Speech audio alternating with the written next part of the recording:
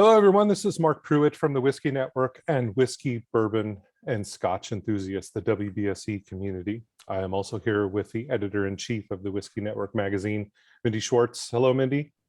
Hey, Mark. We have a special guest with us today, Jared Himstedt, and we are really excited to be talking to him about the new Tres Hombres Texas whiskey from Balcones Distillery. Jared, thank you for joining us this morning. Why don't you kick us off, and why don't you tell us a little bit about the distillery? Yeah, thanks for having me. We kind of had a weird trajectory getting into this. Every once in a while, someone younger will ask, how do you get into this business? And the way we did is not the way to do it. But that was 13 years ago. It was a little bit of a different landscape, different time. Our story really starts with beer and home brewing, and failed attempts at opening a brewery multiple times. And that love turned into just discovering single malt after a decade of people saying, "Oh, you're a beer guy. Surely you like single malt." And it just didn't ever click for me until I was with a friend that had spent some time in Oxford. We were out at a bar, and he said, "Well, let me get you something that I really like. See what you think." And it was Ardbeg 10, and that was it. I was off to the races. I was like, "Is there more of this?" And of course, at the time, I think there was 7 distilleries on Isla, so there wasn't a whole lot more like that available in the U.S. anyway. But we just kind of began to devour as much single malt as we could, and kind of backdoored from that into the Highland stuff, and then from Highland, especially cask strength stuff like Abuna and things like that, then cask strength bourbons, which are now completely hard to find, like some of the antique collection stuff from Buffalo Trace that was sitting in stacks on liquor store floors back then. Then those things started to make sense to me, and then I kind of backdoored into regular proof bourbons and stuff from there. But we've always kind of been do-it-yourselfers, and I think that's you talked about doing music and stuff. Mm-hmm. I kind of grew up in the punk scene, and nobody lets you play, and so you rent out the VA and bring your own PA, and you're kind of in charge of your destiny, and you play for 13 people and that kind of thing. But this idea of waiting for people to fix things or do things for you, or you're not looking at the landscape and picking products, you're just making your own way. And I think that, combined with the fact that we kind of had some craft, handcraft background, like I had a ceramics background. So this idea of just you love something, you have to try your hand at it, right? I have a question, if I may, because I'm fascinated by something you said. You started your journey into Scotch with Ardbeg. That is a very unusual beginning. That's what I was told. Yeah, people told me that was backwards. And the irony is that, much like the beer side of things, with a little bit of age and experience now, super subtle, understated, like Speyside, fruity, effervescent kind of evaporative things are really kind of like where I get excited, and pilsners and things like that. Mm-hmm. You kind of start loud, or at least I did, things that are over the top and a little bit, maybe even obnoxious.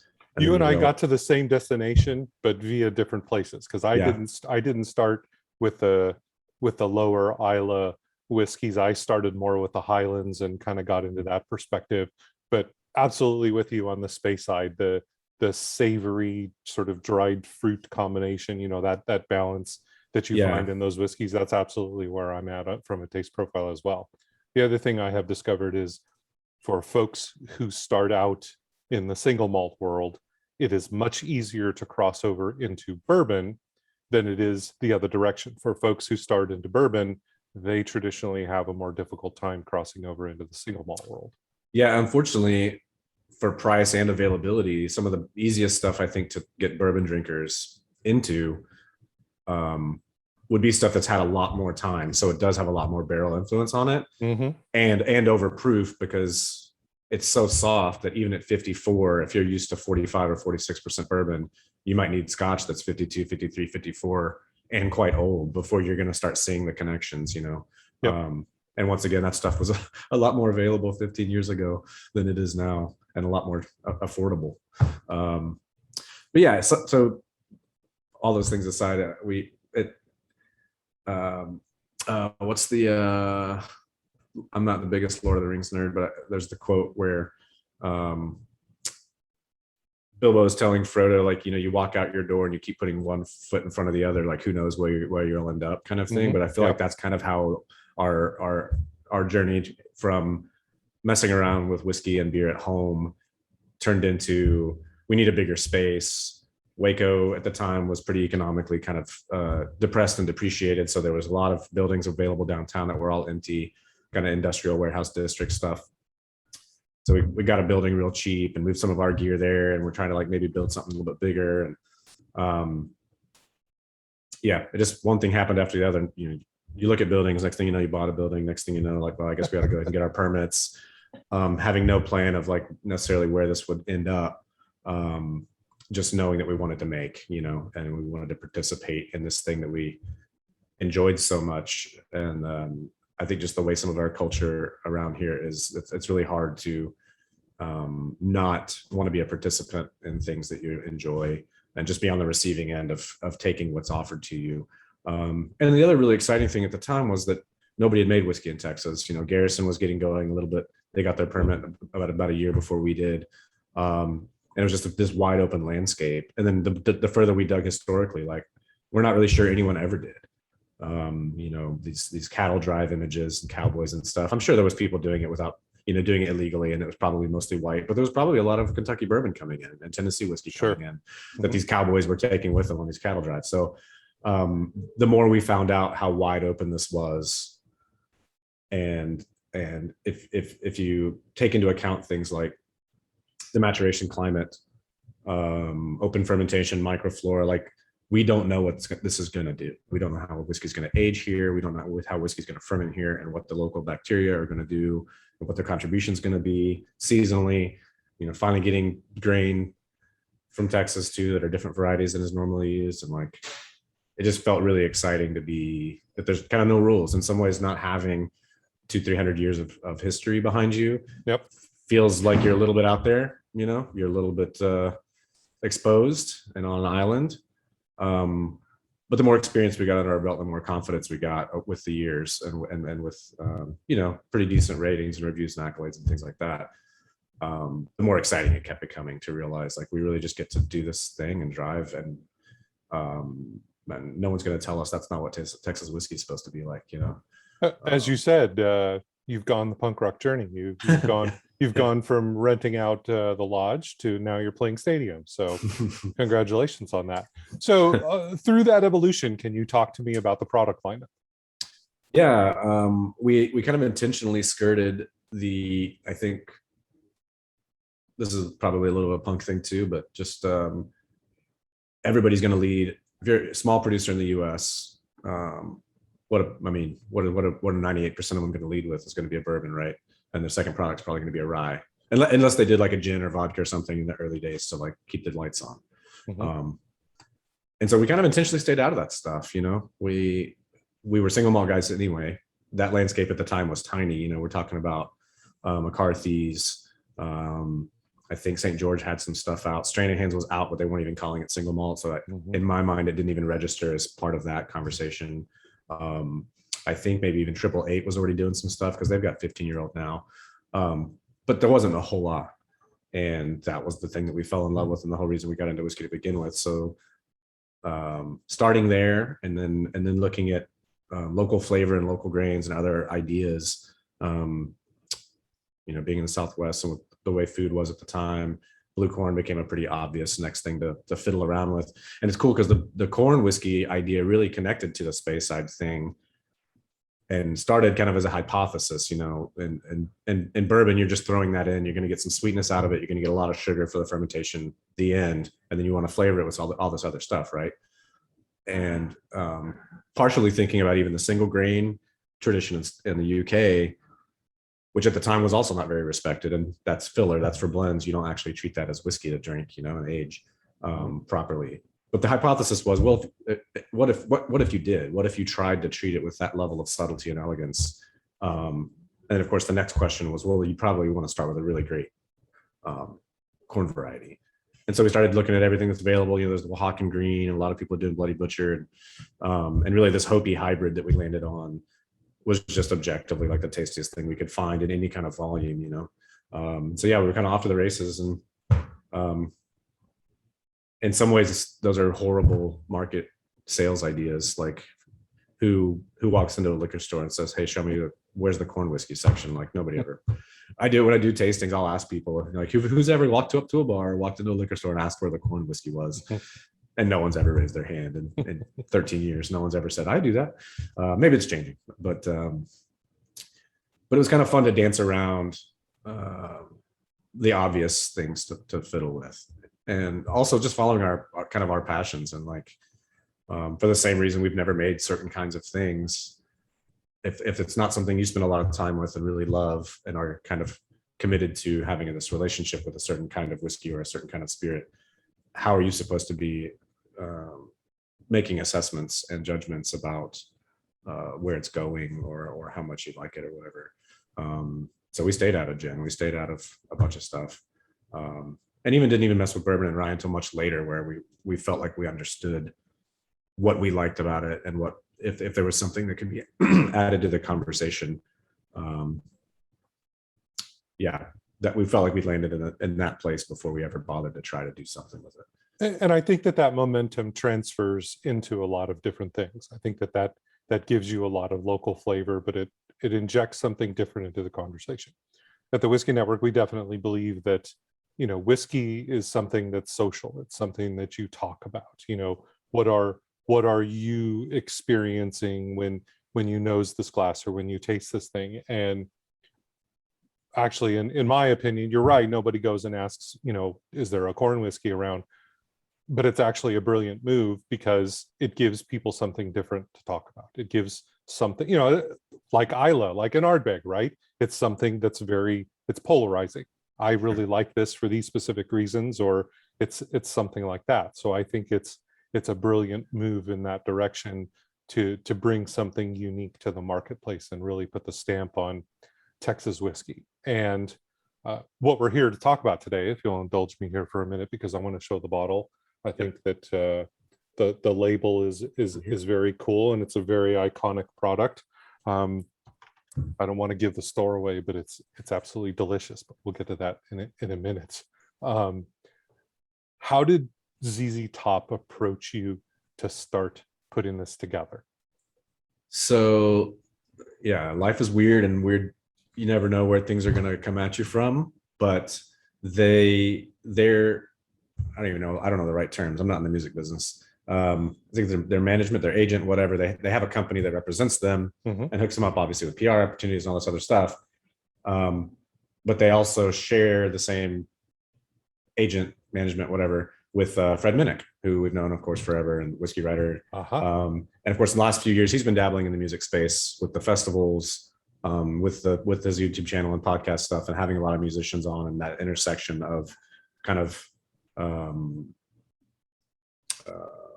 not all rock. I guess he's had a pretty good variety. He's had some hip hop artists on there and some country artists and other stuff. But so they were having this conversation about wanting to do a whiskey thing, and we're kind of asking for input on if we were going to grab a Texas distillery to do that with, who makes the most sense. And this is secondhand information. He never said this straight to my face, but apparently the story was, he said, yeah, there's only one that you should be talking to, and that's Balcones. So we get a call from Clay, who's their agent, and wants to have this conversation and get the ball rolling. I was hesitant because this happens in the beer world, it happens in the music world. Things that are put forward and marketed and talked about as collaborations very often have almost no interaction between the actor or the musician that supposedly has something to do with this, and a lot of times it's just like, we already make a bourbon and this one is also a bourbon with the same recipe and the same barrels, but it's the whatever, so it's the whatever release. Got a logo on the bottle. Yeah. And so to call those collaborations, those feel more like endorsements or sponsorships really than a collaboration. And I think just the way we're put together, that just wasn't something that was super interesting. But as soon as we realized, like, no, the band's going to be involved, Billy especially was extra involved, And that was kind of the thing that tipped it for me. Is the celebrity stuff, we've all seen it. The way the public, the masses respond to Ryan Reynolds' connection to aviation, or McConaughey's connection with turkey. It's obviously a smart way to get a brand a lot of recognition, and that those are both great products. So like, there's no harm or a foul. You're not selling snake oil. This is good stuff. Sure. And they get a presence, or Casamigos, whatever. There's these examples of you're not slipping something, by on people. You're just raising awareness about something that is delicious and deserves to have more attention on it. I think it's awesome when there is a connection, and like you say, sometimes it's a very superficial connection, and sometimes it's not. And what I'm getting from you is this is a reflection of their unique tastes, or Billy's unique taste. They surprised us. That we weren't sure where this was going to go and what direction to take it until they were working on their side, and with anybody who's familiar with some of their song titles and some of their album lyrics, you can guess at some things that were maybe thrown around a little bit in jest. Luckily they're smart enough that to know that there's some things that could be jokes, but really, it's got legs. Things like that came up. And I wasn't going to make the obvious joke. Yeah, that's the obvious one.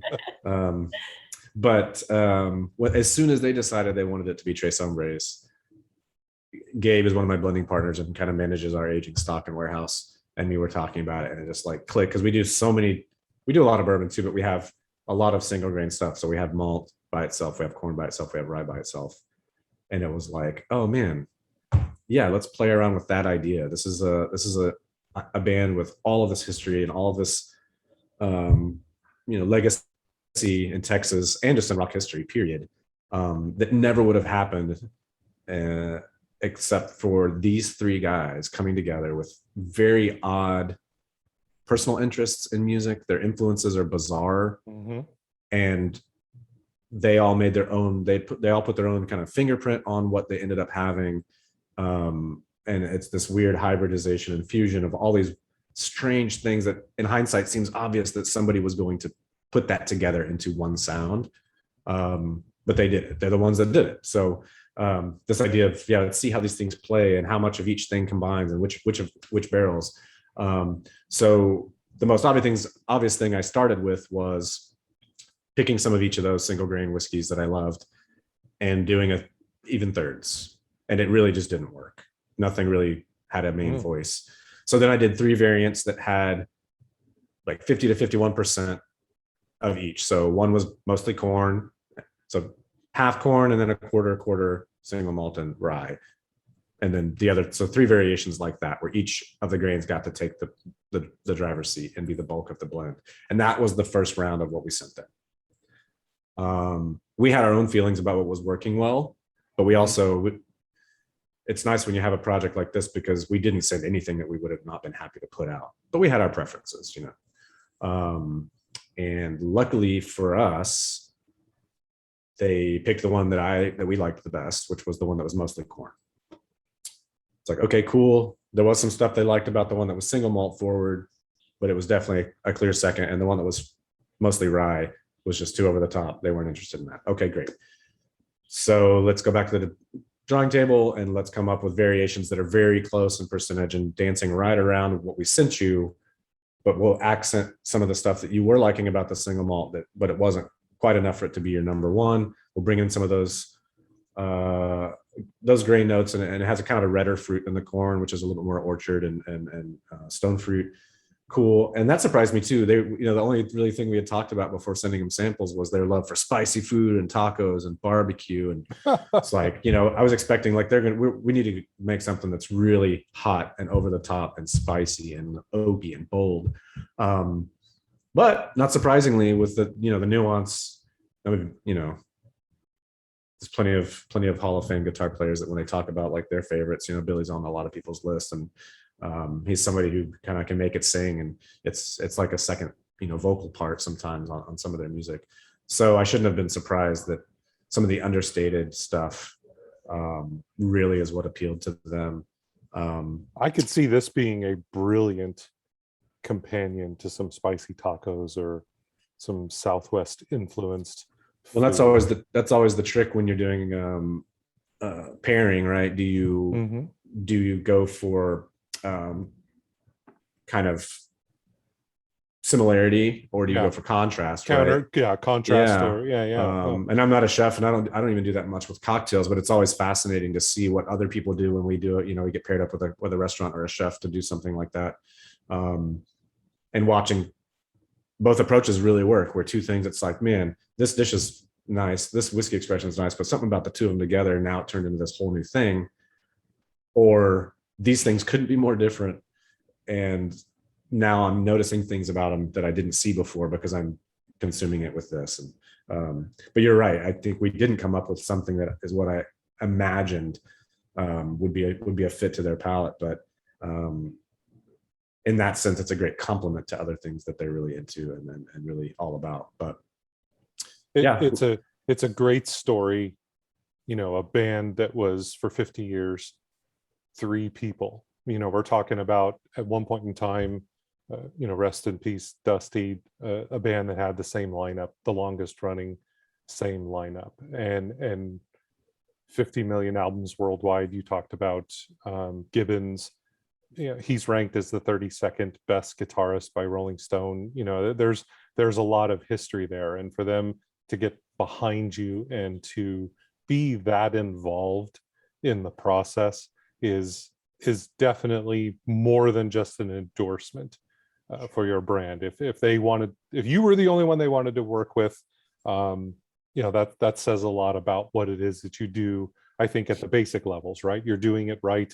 You're getting the things off the ground the way that you should, but the finished product is really how this goes into the stratosphere. That's a great segue. And what I would love for you to do is, since we all have a little bit of this,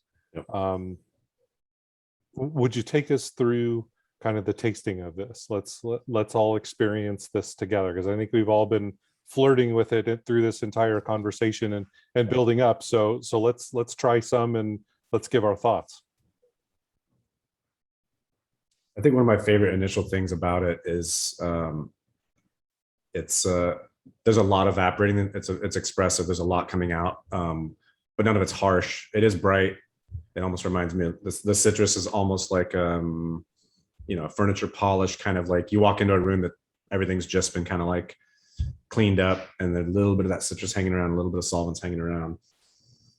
I'm definitely getting orange, and it's a little wood forward on the nose. I'm not really too sure what that note is, but that's how I'm. Mindy, what do you got? Apple strudel. Yeah. Yeah. Yeah, I can almost smell, cutting up some. I think on the official notes, I can't remember what I think we picked Honeycrisp, but it doesn't really matter. But like a really nice crisp, apple skin, a little bit of flesh behind it. It's not coming across super sweet. Oh, interesting. Apple skin. That kind of jumps out at me. That's what that bright note is that's coming across in the nose. And I'm going to make the joke. Fine, it has legs. Yeah. Has decent legs. It sits in the glass very nice. I love the color. The color is just, it has this amber orange kind of deep color. I mean, that is just, it's almost like a nice honey, like a lighter. Yeah. All right. Are we ready to give this a shot? Or are we? No.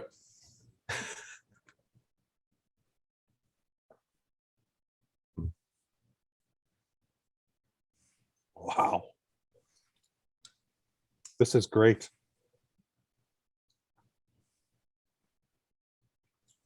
Yeah, I think the citrus is still there. It's not,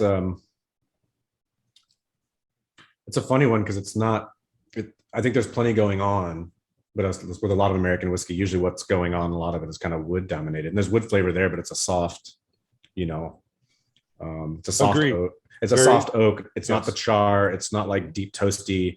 The sugar isn't burnt sugar. It still kind of stays in that honey realm. Honey note is very distinct to me on the palate. A honey note, and that what you identified as kind of the apple skin, apple rind. I get that. I get that. The apple's still there, but it's not as prominent as it was on the nose. And you know what? There's a nice, to my palate, there is a very nice spice finish that goes on the back end of this. There is but it's a very pleasant, warm heat. Yeah, to me, it was more of like, I think when a lot of people think of spice with whiskey, a lot of times it ends up being kind of like holiday. It's nutmeg and allspice or cinnamon. Not a cinnamon spice. This is almost herbally. Yep. I was dancing around. It's not quite sage, but it's kind of in that area. I think I ended up using the word sage as the closest thing I could get to, but it's refreshingly evaporative, almost in a tea tree eucalyptus way, but mild. But I was getting, to me, it was like a ginger. It was like a fresh, like a grated fresh ginger that you didn't use too much of, you know. I'm more in that direction than I am with more of the minty eucalyptus. Some of the single malts I've had, you definitely get that eucalyptus in the mint, but I'm getting more in the, I don't want to say grassy, that's not right, but I love it when the grain can come across almost like the field, you know. Barley. And that there is almost a freshly harvested husks, stalks, some of that stuff going on, which especially in beer world and in single malt world, the malt can read a ton of different ways, but I really like how that there's a little bit of that, like the first step, obviously, which is getting it out of the field. There's a little bit of that going on, but what's the proof on this? This is 50%. 100 proof. Yeah, it does not drink like 100 proof like that at all. No, it's very smooth. Wow, what an experience. I could see having this bottle at a party and it disappearing instantly, because this is really good. Yeah, and that's another weird thing when it comes to collaborations. And obviously, you know, we've worked with Shiner on some stuff. We've worked with some Texas wineries on some collaborations. We worked with Lukenbach, the dance hall, on a collaboration this year. It's a really interesting thing. I think normally it would just be the marketing team exercise and demographics and like charts, but to actually talk to people and try and understand, if we're going to do something together, what's kind of the ethos of your the people that care about what you're doing, and not only to work on profile, but proof and even price, to try and figure out what's the best intersection of us working together. And not every ZZ Top fan is going to be a whiskey drinker, and so they might grab this and they're going to open this, and it gets really tricky trying to make something that somebody who knows our stuff, that's a little bit more out there and off the beaten path, would not turn their nose up at. But also it's got to be approachable enough that there's this entry-level conversation that can happen where you're welcoming in ZZ Top fans into this larger whiskey world, and maybe they don't take any more steps down that road, but maybe they do. To give them something exciting, give them something hopefully that is different than things they've had before. But if it punches you in the face right off the get-go, then we're kind of done, you know. This is very approachable. This is very friendly.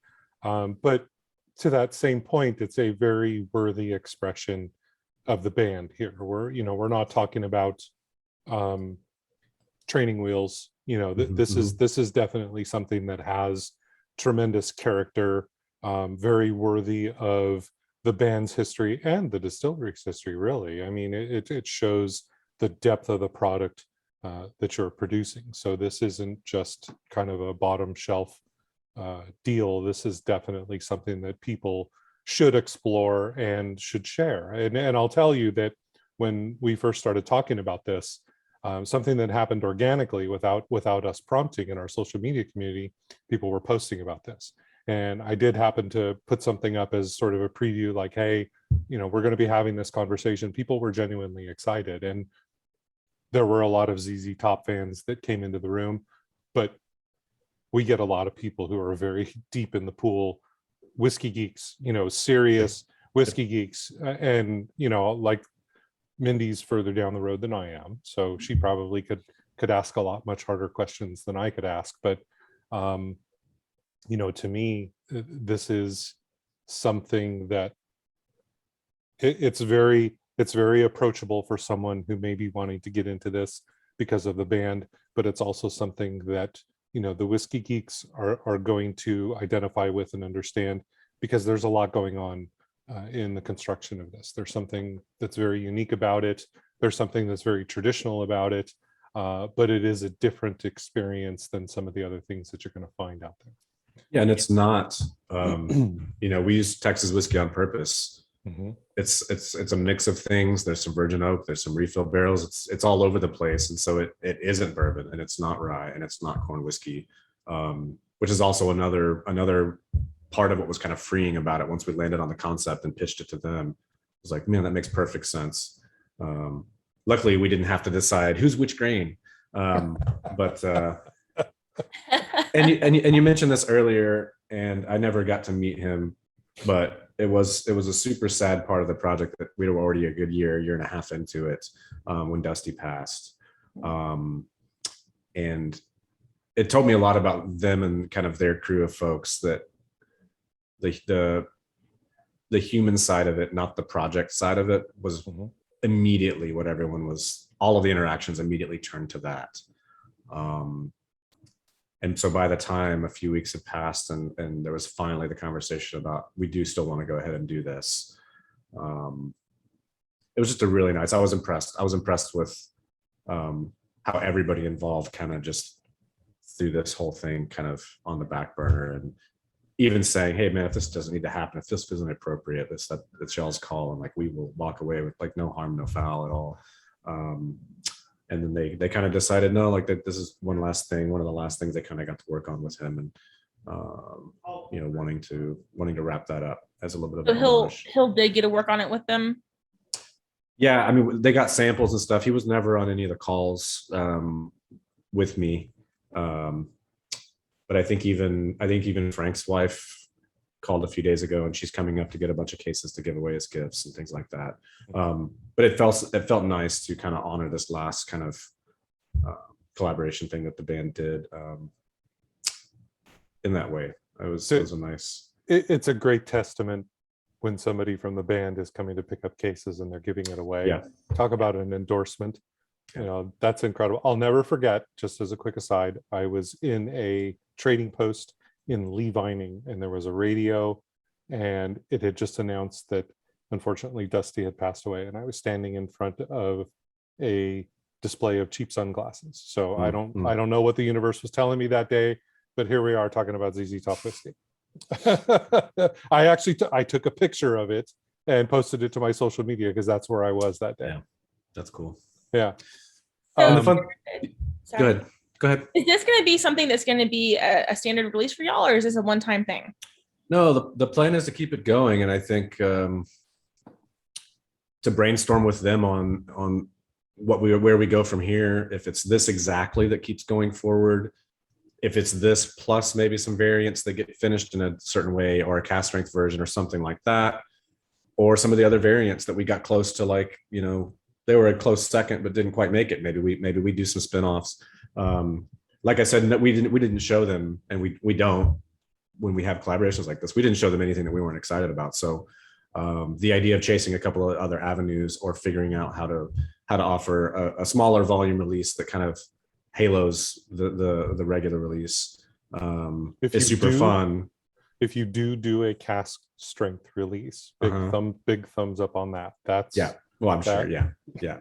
This first one, like I said, is trying to figure out that, like you said, they have their fan base that isn't all people that have 3,000 bottles of whiskey open at their house. So the profile was really, like, Billy was super specific about what he wanted the profile of the whiskey to be. And then the proof was just us trying to be smart about that intersection. It's big enough. It's big enough and active enough for whiskey folks, people that live in that world, but approachable enough for people that don't. Obviously, cast strength would be super fun. And I haven't proposed this to them yet, but you can go through their catalog, and there's one specific album title that kind of sparked a thought with me of something we could maybe do a finish in. But I'll let you guys do your own research and sleuthing and figure out what that potential might be. I haven't even asked them about it. I'm hoping they'll go for it. But there's another spirit connection that I think we could do an interesting finish that would make a lot of sense for Texas and for their history.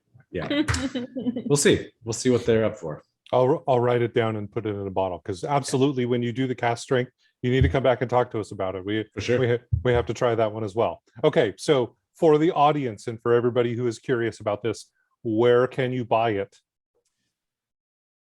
We did some pre-orders. We're just starting to dip our toes into the direct-to-consumer shipping stuff with, man, I'm forgetting all the different people that are offering stuff like that. But obviously, Drizzly and Okay. Who do we go with? Who we sent this specifically? Man, this is not my field. Man, where did it go? It's okay. Wherever Speakeasy? you go. Speakeasy. Yeah, okay. We're going to start doing more of that. I think everyone's going to start doing more of that. So we sent them some to make sure, if you're not in the Texas market, this first release was small enough that it stayed in Texas, except for that. And we did a pre-order so people in other states could get some. So for now, it's a Texas only. Hopefully by the time we get to round 2, we'll be able to pump it out. They have such a global reach, and their significance in music history is so far reaching that a lot of the comments and interest and emails and voicemails that were left at the front desk here at the distillery were surprisingly a ton of stuff from Europe and just abroad. And it does feel a little bit of a shame that for people to really love that band and also be a whiskey fan and not be able to get their hands on it. So, well, that's all stuff we'll have to try and remedy on round 2. And maybe we send smaller chunks out to more places, but we'll have to figure that out. All right. Well, Texas only. Sorry about that, folks, but consult get your friend with get your friend in Texas to run in the store and consult with your online retailer that you're familiar with, or make a run to Texas and spend some cash there and wait for the next release for sure. I want to say thank you for your time today. You have been very generous with your knowledge. I say this to a lot of my guests, and I know that we've only just barely gotten to know one another, but I'd like to welcome you to the Whiskey Network family. I want you to understand that you always have a seat at the table with us, whatever you have to talk about, cask strength, hint, hint, or any other release that you have. Please come back to us. We would love to have you on. And, we are a resource that is available to you. Whiskey Network, let's go out and let's sell this batch out so they can hurry up and get to batch number 2 and get it released to other places. So I wanted to put that out there, and I wanted to thank you. Mindy, did you have any closing comments or anything you'd like to add? No, I'm good. It was a phenomenal whiskey. I'm a big Scotch person, just like you with the peated stuff. So finding the complexity that was in this was surprising. A lot of Texas whiskeys tend to be kind of bland and one-noted to me, but this is definitely a bottle I'm going to be seeking out. Yeah, thank you. There's a tremendous amount of depth here. So, yes. Jared, I'm going to give you the final word. Do you have any closing comments about the distillery, about the project? What are your thoughts? I mean, yeah, not really. We have a lot of fun. I mean, running the business side is what it is, and that stuff can be kind of grating when all you really want to do is make and get creative and explore the world of what's possible with whiskey. But it's a fun thing to get to do that for a living, and to have I kept putting on LaGrange for the guys. Some of the guys that work here are young enough, they don't know what's going on. It's like ZZ what, they know who that is. They think of fuzzy guitars and don't realize how crazy it was for them to be showing up at blues festivals with cowboy hats and overalls on, in the 70s. Yep. And there's some camaraderie there. There's a little bit of, man, this is just uncharted territory. What do we do? And you just put your head down and get to work. And to have that connection come up and get to do this with them was pretty cool. And very humbling, as it should be. But we're excited. Yeah. Thank you. I mean, we're excited with we're excited about what ended up in the bottle, and the fact that we could dial in that vision with them, and for them to be super pumped about where we all ended up is also, feel really just grateful for that. It's pretty cool. You knocked it out of the park. It's absolutely a great tribute. It's absolutely a great product, and um, I love it. I just can't get enough of it. So thank you very much. All right, well, Whiskey Network, you have your marching orders. Definitely, let's sell this thing out. Let's make sure that everybody is aware of this. Post your pictures on the social media community. And thank you very much. Appreciate your time today. Absolutely. Thanks for having me.